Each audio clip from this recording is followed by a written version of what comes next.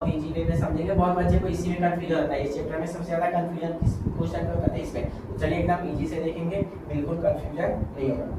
मान लेते हैं लेट, क्या मान लेते हैं लेट √3 इज क्या है, रेशनल था ना तो रेशनल मान लेते हैं। √3 इज रेशनल, ठीक है। √3 इज क्या मान लेते हैं, रेशनल। इतना समझ में आया, रेशनल नंबर, एनो से डिनोट कर रहा हूं रेशनल नंबर। सो दैट, अब क्या लिखेंगे, सो दैट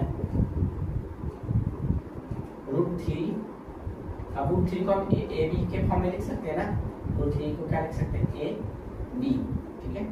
अब यहाँ पे ए बी क्या होना चाहिए हमारा, ए एंड बी इंटीजर होना चाहिए। क्या होना चाहिए, मैं बताया था इंट्रोडक्शन पार्ट में, याद आ रहा है आप लोगों को। ए एंड बी क्या होना चाहिए, इंटीजर। ए एंड बी क्या होना चाहिए हमारा, को प्राइम भी बोल सकते हैं, को प्राइम होना चाहिए।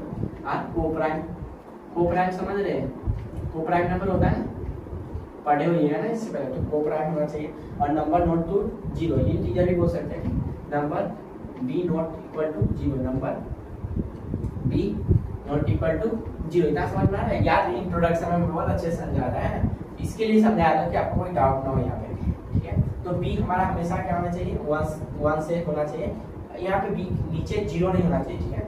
जैसे a बाई बी मतलब 1/2 नंबर ले लिए, तो बी के यहाँ पे 0 नहीं आना चाहिए, कोई 1 से लेके और आगे वाला नंबर होना चाहिए, ठीक है। चलिए अब देखते हैं, अब ये मल्टीप्लाई हो जाएगा, क्रॉस मल्टीप्लाई, तो √3b क्या होता है, यहाँ पे मल्टीप्लाई होता है √3b हो जाएगा, ठीक है ना। और यहाँ पे क्या बच जाएगा, सिंगल, ये ऊपर वाला a बच जाएगा। अब इसमें क्या कर देंगे हम, स्क्वायरिंग, स्क्वायरिंग क्या कर देंगे, बोथ साइड, बोथ साइड क्या कर देंगे, स्क्वायरिंग कर देंगे, स्क्वायरिंग बोथ साइड। इतना समझ में आ रहा है।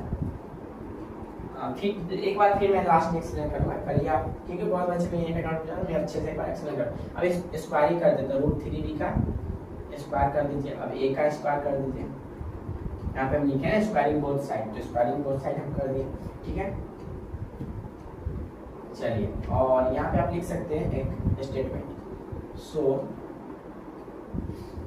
a square is divisible by 3, हो रहा है ना 3 से, डिवाइड बाय 3, ऐसे ही पता चला कि a स्क्वायर 3 से हो रहा है, तो ये भी 3b स्क्वायर 3 से होगा, ठीक है। तो a इज आल्सो, ऐसा स्टेटमेंट लिख सकते हैं, a is also divisible by 3, ठीक है। इतना समझ में आया। अब यहाँ पे क्या हो जाएगा,